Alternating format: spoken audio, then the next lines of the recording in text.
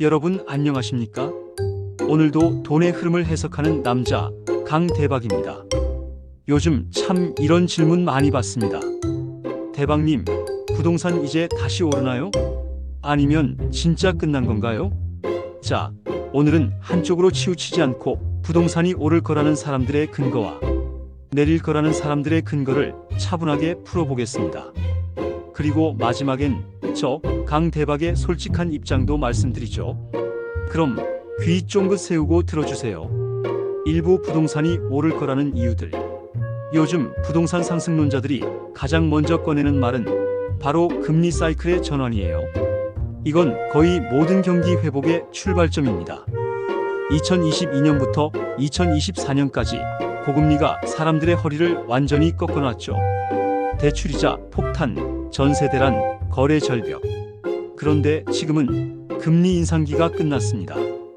미국 연준도 한국은행도 이제는 내릴 때를 고민하는 단계에 들어갔죠.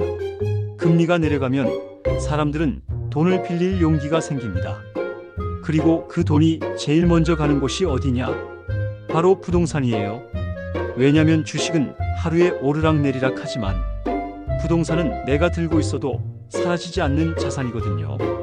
두 번째로 공급 절벽이 옵니다. 요즘 건설사들 상황 보셨죠? 부도 위기, 분양 취소, PF 폭탄. 지금은 다들 분양을 미루고 버티기 모드예요. 그 말은 3년 뒤 입주 물량이 확 줄어든다는 뜻이죠. 공급이 줄면 남아있는 집의 값이 자연스레 오르는 게 세상의 이치입니다. 세 번째로 심리가 바뀌기 시작했다는 거예요. 부동산은 숫자가 아니라 심리로 움직입니다.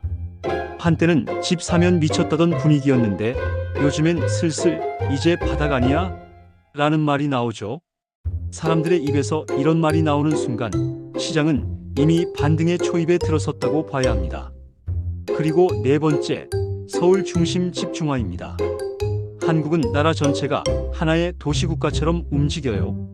일자리, 교육, 문화, 의료 전부 서울에 몰려있죠. 그럼 사람들이 어디로 가겠어요? 결국 서울로, 수도권으로. 집값은 수요가 모이는 곳에서 오르는 법이죠. 다섯 번째 이유, 정부의 기류 변화. 2023년까지만 해도 집값 잡자였는데 2024년 들어서부터는 분위기가 달라졌어요. 거래를 살리자, 시장 침체는 위험하다. 이런 메시지들이 나오고 있죠. 정부가 브레이크에서 엑셀로 발을 옮기기 시작했다는 신호예요. 마지막으로 부자들의 움직임이에요. 언론에는 잘 안 나오지만 요즘 현금 부자들 조용히 움직입니다. 이들은 시세가 오르기 전에 먼저 들어와요. 왜냐면 돈 냄새를 가장 빨리 맡거든요. 이게 시장의 가장 조용하지만 확실한 신호예요. 정리하자면 금리 하락, 공급 감소, 심리 반전, 수도권 집중, 정부 기류 변화. 이 다섯 가지 축이 천천히 상승 쪽으로 기울고 있다는 게 상승론자들의 주된 논리입니다. 2부 부동산이 내릴 거라는 이유들. 하지만 반대쪽 하락론자들의 근거도 만만치 않습니다. 첫 번째, 금리가 내려도 여전히 높다는 겁니다. 지금 대출이자 45%예요. 이게 코로나 시절 12%대였던 때에 비하면 아직도 부담이 너무 크죠. 사람들이 대출을 감히 못합니다. 두 번째, 소득이 안 오른다. 물가만 올랐지 월급은 그대로죠. 집값이 조금만 올라도 체감상은 천장입니다. 살 수 없는 집값이 계속되면 거래는 멈추고 가격은 눌립니다. 세 번째, 인구 감소예요. 30대, 40대 인구 즉 내 집 마련의 핵심 세대가 급격히 줄고 있습니다. 특히 지방 도시들은 아예 사람이 빠져나가고 있죠.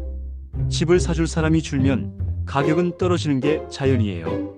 네 번째, 가계부채 한계. 한국은 세계에서 손꼽히는 부채 국가입니다. 이미 너무 많이 빌려서 이제는 더 이상 빌릴 여력이 없어요. 그럼 시장에 돈이 안 돌죠. 다섯 번째, 지방 부동산의 붕괴. 서울 일부 지역만 살아있을 뿐 지방은 진짜 거래가 멈췄어요. 인구는 줄고 공급은 이미 너무 많아요. 빈 아파트가 쌓이는 도시는 시간이 지날수록 시세가 무너집니다. 여섯 번째, 정부 규제의 회귀 가능성. 한번 집값이 꿈틀대면 여론이 금방 세금 올려라로 돌아섭니다. 그럼 다시 규제가 강화되죠. 이게 상승세를 계속 꺾어버릴 수 있습니다. 7번째, 심리적 피로감. 사람들이 집으로 돈 버는 시대는 끝났다라고 생각하기 시작했어요. 이게 무서운 이유는 투자 심리의 붕괴가 오기 때문이에요. 사람들이 관심을 잃으면 시장은 냉각됩니다. 8번째, 건설사 위기. PF 부실, 미분양 적체, 자금난. 만약 대형 건설사 하나라도 무너진다면 그 충격은 바로 공포 심리로 번집니다. 9번째, 전세 제도의 변화. 전세 사기, 깡통 전세 등으로 인해 사람들이 전세 자체를 피하고 월세로 옮기고 있습니다. 전세가 약해지면 매매 시장으로의 연결고리도 약해집니다. 10번째, 사회 인식의 변화. 예전엔 집이 곧 성공이었지만 요즘 젊은 세대는 집은 그저 공간이라고 생각해요. 소유보다 경험을 중시하는 흐름이 장기적으로는 부동산 시장의 열기를 식힙니다. 정리하자면 금리 부담, 인구 감소, 부채 한계, 심리 냉각, 구조적 인식 변화. 이 5가지가 하락론자들의 핵심 논리입니다. 3부강 대박의 개인적인 입장. 이제 제 의견을 말씀드릴게요. 저는 상승 쪽에 조금 더 무게를 둡니다. 그 이유는 아주 간단합니다. 시장은 하락을 두려워할 때 이미 바닥을 통과하기 때문이에요. 지금 상황을 보면 사람들이 여전히 불안해하고 확신이 없습니다. 이럴 때는 이미 시장이 조용히 방향을 바꾸고 있을 가능성이 높아요. 물론 전국이 동시에 오르진 않을 겁니다. 서울 핵심지, 교통 좋은 수도권 신축, 이런 곳들은 2026년부터 슬슬 회복세가 시작될 거예요.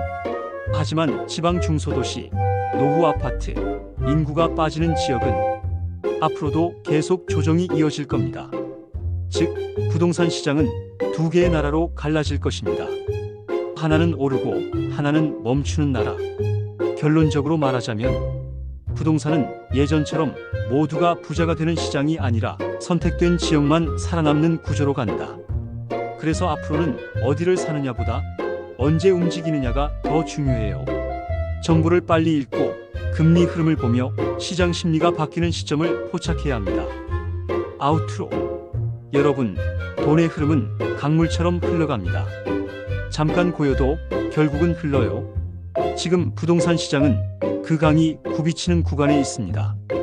떨어진다고 겁내지 말고 오른다고 들뜨지 마세요. 중요한 건 흐름을 보는 눈이에요. 지금까지 강대박이었습니다. 오늘도 여러분의 통장에 행운이 흘러들길 바라며 돈이 흐르는 방향, 우리는 미리 알고 가자고요.